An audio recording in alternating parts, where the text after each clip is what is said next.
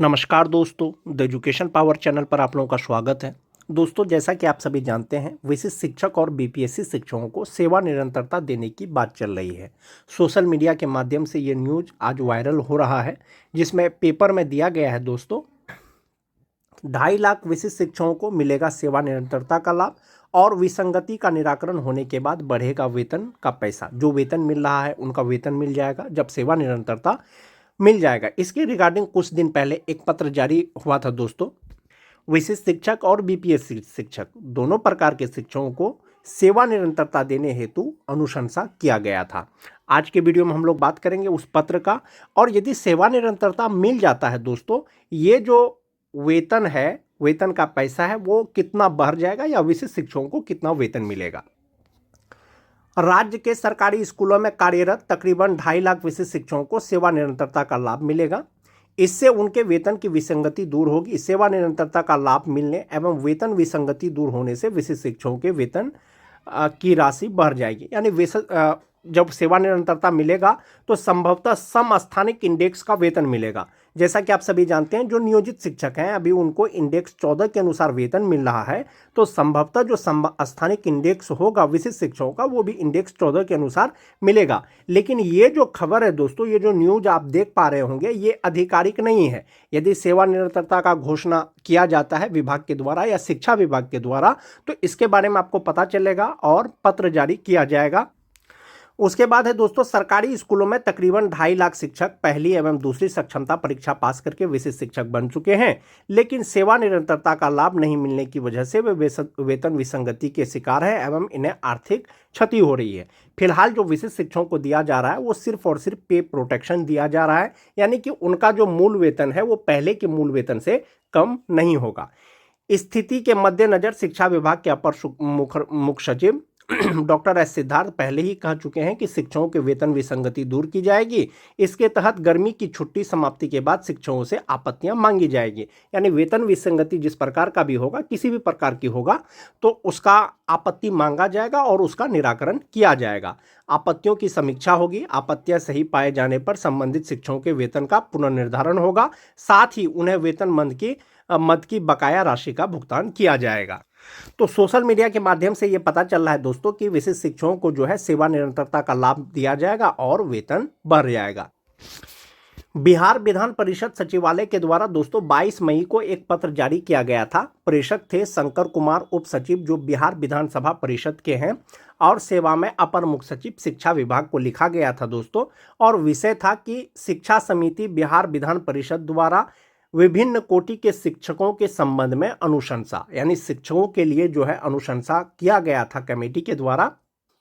इसमें कहा गया है कि उपर्युक्त विषय के संदर्भ में निर्देशानुसार मुझे सूचित करना है कि माननीय उपसभापति महोदय सह अध्यक्ष शिक्षा समिति बिहार विधान परिषद के कार्यालय के कक्ष में दिनांक 8 अप्रैल 2025 को हुई बैठक में समिति द्वारा निम्नलिखित अनुशंसा की जाती है। क्या अनुशंसा की जाती है कि राज्य के विभिन्न विश्वविद्यालयों, अंगीभूत महाविद्यालयों एवं विश्वविद्यालय चयन समिति की अनुशंसा पर नियुक्त वैसे अतिथि शिक्षक जिनकी अर्हता, पात्रता, योग्यता अस्थायी शिक्षक के समतुल्य है तथा उनकी नियुक्ति राज्य सरकार के आरक्षण नियम के अनुरूप है, फिर भी 5-6 वर्षों की नियमित सेवा के बावजूद उन्हें कार्यमुक्त कर दिया गया है, ऐसे शिक्षकों को पुनः लेते हुए उसकी उम्र सीमा भी अस्थायी शिक्षकों की भांति 65 वर्ष करने के संबंध में अनुशंसा की जाती है, ऐसा कमेटी ने कहा था।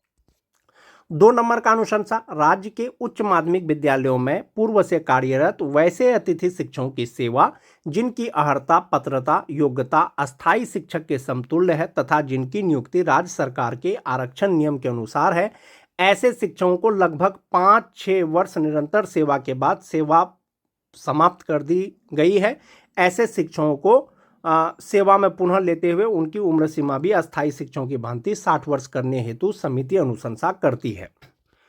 यह पत्र का जो मोस्ट इंपोर्टेंट पॉइंट है दोस्तों, वो 4 नंबर है। क्या है कि राज्य के सभी कोटि के विद्यालयों में स्थानीय निकाय द्वारा नियुक्त शिक्षक, पुस्तकालय अध्यक्ष, विशिष्ट शिक्षक एवं स्थानीय निकाय से आए विद्यालय अध्यापकों को उनकी पूर्व की सेवा के आलोक में सेवा निरंतरता का लाभ समवर्ग परिवर्तन के पश्चात उनके वेतन उनके वेतन निर्धारण, वेतन विसंगति दूर करने के साथ साथ बिहार शिक्षक नियोजन एवं सेवा शर्त नियमावली के तहत देय प्रोन्नति एवं अन्य देय सुविधा की अनुशंसा की जाती है। यानी कमेटी ने ये अनुशंसा किया है कि जो स्थानीय निकाय के शिक्षक या तो विशिष्ट शिक्षक बन गए हैं या विद्यालय अध्यापक बन गए हैं, उनको सेवा निरंतरता का लाभ दिया जा सकता है और सेवा निरंतरता के लाभ के साथ साथ उनका वेतन निर्धारण, वेतन विसंगति दूर किया जा सकता है और बिहार शिक्षक नियोजन एवं सेवा शर्त नियमावली के तहत उनको प्रोन्नति दिया जाएगा और अन्य सुविधा दिया जाएगा। ऐसी अनुशंसा कमेटी के द्वारा की जाती है। अतः उपर्युक्त वर्णित सभी बिंदुओं पर समिति द्वारा ली गई निर्णय के आलोक में सहानुभूतिपूर्वक विचार करते हुए अग्रतर कार्रवाई की जाए। अपर मुख्य सचिव शिक्षा विभाग को लिखा गया है दोस्तों कि इस पर विचार किया जाए और इस पर अग्रतर कार्रवाई की जाए। जैसा कि आप देख पा रहे होंगे, ये 22 मई का लेटर है दोस्तों, 22 मई 2025 का लेटर है और शिक्षकों के समस्या के समाधान के लिए उनको सेवा निरंतरता लाभ देने हेतु एक कमेटी का गठन किया गया था और वो कमेटी ने दोस्तों विशिष्ट शिक्षक और बीपीएससी शिक्षक दोनों प्रकार के शिक्षकों को सेवा निरंतरता देने हेतु अनुशंसा किया गया है। यदि विशिष्ट शिक्षकों को सेवा निरंतरता मिलता है तो संभवतः उनका वेतन बढ़ जाएगा। जब सेवा निरंतरता मिल जाएगा तो उसका वेतन कितना बढ़ जाएगा या अभी कितना वेतन मिल रहा है उसको देख लेते हैं एक बार। सबसे पहले बात करेंगे दोस्तों वैसे नियोजित शिक्षक जिनकी नियुक्ति, जिसका नियोजन 2003-2005 में हुआ था, उनका जो नियोजित हैं, जो विशिष्ट शिक्षक नहीं बने हैं, उनका बेसिक पे जनवरी 2025 से 31,340 रुपया है। 55% डीए अगर जोड़ दें, 5% एचआरए जोड़ दें, 1,000 रुपया मेडिकल जोड़ दें तो उनका जो ग्रॉस सैलरी हो जाएगा दोस्तों वो 51,114 रुपया हो जाएगा और ईपीएफ में उनका 1,800 रुपया कटने के बाद 49,344 रुपया उनको इनहैंड सैलरी मिल रहा होगा। अगर वेतन संरक्षण की बात करें, जो अभी तक नहीं हुआ है, फिक्सेशन नहीं हुआ है विशिष्ट शिक्षकों का, यदि आने वाले समय में अगर फिक्सेशन होता है तो उनका जो फिक्सेशन होगा 2003 से 2005 वाले का, तो मूल वेतन 31,670 रुपया हो जाएगा और इसमें अगर डीए 55% लगा दें, एचआरए 5%, मेडिकल 1,000 लगा करके जो ग्रॉस सैलरी होगा वो 51,673 रुपया होगा और उनका एनपीएस अकाउंट में जमा होगा 4,909 रुपया अपना जमा होगा और इनहैंड सैलरी उनकी हो जाएगी 46,734 रुपया। ये जो है दोस्तों, ये वेतन संरक्षण के अनुसार बताया जा रहा है 31,670 पर। हो सकता है 1 जुलाई को अगर इंक्रीमेंट का लाभ मिलेगा तो ये जो बेसिक पे है 31,670 रुपया से बढ़ करके सीधा 32,000 समथिंग हो जाएगा और ये इनहैंड सैलरी बढ़ जाएगा। इसके बारे में बाद में चर्चा करेंगे। चूंकि नियोजित शिक्षकों को जो अभी वेतन मिल रहा है वो इंडेक्स 14 के अनुसार मिल रहा है। यदि भविष्य में सेवा निरंतरता का लाभ दिया जाएगा तो ये जो बेसिक पे 31,340 रुपया आप देख पा रहे होंगे, ये बढ़ करके सीधा 36,710 रुपया हो जाएगा। इसमें 55% डीए, एचआरए, मेडिकल लगा करके ग्रॉस सैलरी 59,737 रुपया हो जाएगा, जिसमें से 5,690 रुपया कटने के बाद इनहैंड सैलरी 54,017 रुपया हो जाएगा। अगर 2006 की शिक्षकों की बात करें, उनका नियोजित रहते हुए बेसिक पे 30,420 रुपया है जनवरी 2025 से। डीए, एचआरए, मेडिकल लगा करके जो ग्रॉस सैलरी है वो 49,672 रुपया है।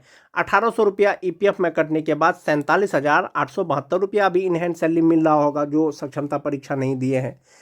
विशिष्ट शिक्षक बन गए हैं जो वेतन संरक्षण के अनुसार इंडेक्स 8 के अनुसार उनका बेसिक पे 30,750 रुपया होता है। इसमें डीए, एचआरए, मेडिकल लगा करके 50,201 रुपया इनहैंड सैलरी होता है, जिसमें से 4,766 रुपया कटने के बाद 45,405 रुपया उनका इनहैंड सैलरी हो जाएगा। ये कब होगा? जब फिक्सेशन हो जाएगा तब होगा। अभी जो बेसिक ग्रेड के शिक्षकों को वेतन मिल रहा है 2003 से लेकर के 2022 तक के बहाल जो भी है उनको 25,000 बेसिक पे के आधार पर ही मिल रहा है। आने वाले समय में जब भी फिक्सेशन होगा दोस्तों, यही बेसिक पे पर फिक्सेशन होगा वेतन संरक्षण को देखते हुए। और यदि सेवा निरंतरता मिलेगा, चूंकि इंडेक्स 13 के अनुसार यहाँ पर 30,420 रुपया है, तो इंडेक्स 13 के अनुसार 35,640 रुपया हो जाएगा और इसमें डीए, एचआरए, मेडिकल लगा करके 58,024 रुपया हो जाएगा, जिसमें से 5,524 रुपया कटने के बाद 52,470 रुपया इनहैंड सैलरी हो जाएगा जो 2006 के शिक्षक है। जो 2010 के शिक्षक हैं दोस्तों, 29,530 रुपया नियोजित का अभी बेसिक पे है। जो विशिष्ट शिक्षक बन गए हैं वेतन संरक्षण के अनुसार 29,850 रुपया है। जो नियोजित हैं उनका इनहैंड सैलरी 46,449 रुपया होता है। जो विशिष्ट बन गए हैं उनका इनहैंड सैलरी 44,104 रुपया होगा फिक्सेशन होने के बाद DA HRA मेडिकल लगा करके। अगर सेवा निरंतरता मिलेगा तो इंडेक्स 12 के अनुसार 34,610 रुपया हो जाएगा। इसमें 55% DA HRA मेडिकल लगा करके 56,377 रुपया हो जाएगा और इनहैंड सैलरी 50,982 रुपया हो जाएगा। जो सभी प्रकार के TT पास शिक्षक हैं दोस्तों 2013 से लेकर के 2015 तक, चाहे वो जनरल TT पास हो चाहे वो उर्दू TT पास हो, या ऐसा कह सकते हैं कि जिनका प्रशिक्षण 31/3/2019 को पूरा हुआ है, नियोजित रहते हुए उनका बेसिक पे 27,010 रुपया है। यानी जो सक्षमता परीक्षा नहीं दिए हैं अब तक TT पास शिक्षक, उनका 27,010 रुपया बेसिक पे है और जिसमें DA HRA मेडिकल लगा करके 44,217 रुपया उनका ग्रॉस सैलरी होता है। 1,800 रुपया कटने के बाद 42,417 रुपया उसका इनहैंड सैलरी होता है। जो विशिष्ट शिक्षक बन गए हैं जब फिक्सेशन होगा तो 27,320 रुपया पर होगा। इसमें DA HRA मेडिकल लगा करके ग्रॉस सैलरी 44,166 रुपया हो जाएगा। इसमें 4,180 रुपया उनका NPS अकाउंट में जमा होगा और इनहैंड सैलरी उनका हो जाएगा 39,956 रुपया। वेतन संरक्षण को ध्यान में रखते हुए जब फिक्सेशन होगा तब मिलेगा इतना। अभी तो फिलहाल 35,720 रुपया सभी विशिष्ट शिक्षकों को दिया जा रहा है, बेसिक ग्रेड के शिक्षकों को। यदि जो TT पास शिक्षक हैं यदि उनको सेवा निरंतरता का लाभ मिलेगा तो इंडेक्स 11 के अनुसार यहाँ भी इंडेक्स 11 होगा और उनका बेसिक पे 33,600 रुपया हो जाएगा। इसमें जब आप DA लगा देंगे, HRA लगा देंगे, मेडिकल लगा देंगे तो ग्रॉस सैलरी 54,088 रुपया हो जाएगा। NPS में कटने के बाद 48,917 रुपया उनका इनहैंड सैलरी हो जाएगा जो TT पास शिक्षक हैं। वहीं पर अगर बात करें दोस्तों जो नियोजित शिक्षक हैं 2022 के छठा फेज के नियोजित रहते हुए 22,600 रुपया उनका बेसिक पे है। अभी जो विशिष्ट शिक्षक नहीं बने हैं इसमें DA HRA लगा करके इनहैंड सैलरी उनका 35,360 रुपया होता है। जो विशिष्ट शिक्षक बन गए हैं फिलहाल 25,000 रुपया बेसिक पे के आधार पर जो उनका इनहैंड सैलरी हो रहा है वो 37,095 रुपया हो रहा है। यदि आने वाले समय में अगर सेवा निरंतरता का लाभ दिया जाएगा तो इंडेक्स 3 के अनुसार 26,520 रुपया हो जाएगा। इसमें DA HRA मेडिकल लगा करके 43,432 रुपया होता, जिसमें से 4,111 रुपया कटने के बाद 39,291 रुपया इनका इनहैंड सैलरी हो जाएगा। तो इस प्रकार से आप देख पा रहे होंगे दोस्तों वेतन संरक्षण के अनुसार कितना वेतन होता है, सेवा निरंतरता के साथ कितना वेतन होता है, नियोजित रहते हुए कितना वेतन होता है। आप एक बार ऐसे देख सकते हैं कि जो नियोजित हैं उनका इनहैंड सैलरी 49,344 रुपया और जो विशिष्ट शिक्षक बन गए हैं सेवा निरंतरता के बाद 54,017 रुपया और वेतन संरक्षण के बाद 46,734 रुपया जो 2003 से 2005 तक के हैं। जो 2006 के हैं दोस्तों नियोजित को 47,872 रुपया और जो 2006 के शिक्षक विशिष्ट शिक्षक बने हैं वेतन संरक्षण के साथ 45,405 रुपया, सेवा निरंतरता के बाद 52,470 रुपया। जो 2010 के हैं दोस्तों जो अभी भी नियोजित हैं 46,449 रुपया इनहैंड सैलरी, वेतन संरक्षण के अनुसार 44,110 रुपया, सेवा निरंतरता के बाद 50,982 रुपया। जो TT पास शिक्षक हैं जो अभी भी नियोजित हैं उनको 42,417 रुपया इनहैंड सैलरी है नियोजित के रूप में। वेतन संरक्षण को लगा करके 39,956 रुपया, यदि सेवा निरंतरता मिलेगा तो 48,917 रुपया। जो 2022 के छठा फेज के शिक्षक हैं दोस्तों नियोजित रहते हुए 35,360 रुपया, वेतन संरक्षण के साथ 37,095 रुपया, सेवा निरंतरता के साथ 39,291 रुपया। इस प्रकार से दोस्तों ये जो वेतन है अभी आपको जो ये लग रहा है ये सेम ही लग रहा है सेवा निरंतरता के बाद या वेतन संरक्षण के बाद। जैसा कि आप देख पा रहे होंगे जो नियोजित हैं उनको 49,000 रुपया मिल रहा है। जो विशिष्ट बन गए हैं यदि वेतन संरक्षण का लाभ तो मिलेगा ही तो 46,734 रुपया हो जाएगा। उनका यहाँ पर EPF में सिर्फ 1,800 जमा हो रहा है, विशिष्ट का 4,909 रुपया जमा हो रहा है। अब हम लोग देखेंगे कि वेतन अंतर नियोजित और विशिष्ट में कितना का वेतन अंतर हो जाएगा।